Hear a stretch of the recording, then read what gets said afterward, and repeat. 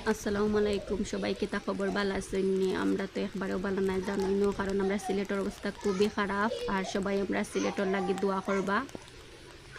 আর কয়েকদিন একটানা বৃষ্টির কারণে যান একবারে মানে পানি অবস্থা খারাপ, যা বাড়ির আশেপাশে আওর আছে এটা তো চিনাও যান না দেখতে পারার। আমি মানে ছোটো ছোটো করে একটু আপনার লগে ভিডিওটা শেয়ার করলাম, সবাই আমার ভিডিওটা দেখবা বা একটু শেয়ার করবা বেশি বেশি করে, কারণ আমরা সিলেটের লাগে সবাই দোয়া করবা। আমরা সিলেটের যা আশেপাশে মানে জায়গা আছে সব জায়গা তো পানি গেছে, উপশহর তালতলা সবও ডুবাই।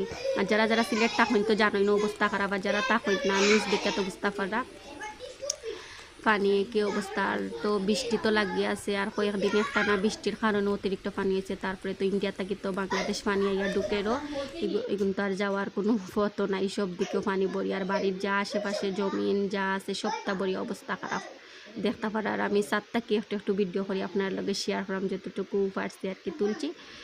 আর পানি তো দেখতে পারা কিলান অবস্থা, মানে ডরাইরাম কোন বালানি আমরা মানে বাসার ভিতরে ইয়া ঢুকি যায় পানি, বাসার ভিতরে আল্লাহর মধ্যে ঢুকতো না, তারপরেও মানে ডরাইরাম একটু খোয়া তো যায় না, কারণ উপশহরের বাসা বাড়ির অবস্থা খুবই খারাপ, সব জায়গাত ভরে গেছে। আর সুনামগঞ্জ তো আরও বেশি অবস্থা খারাপ।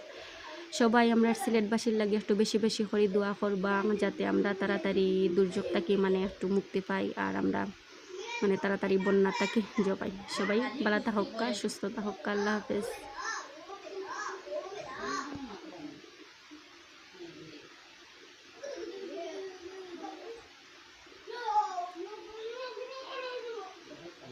দে দে স্বামী কি বাড়িতে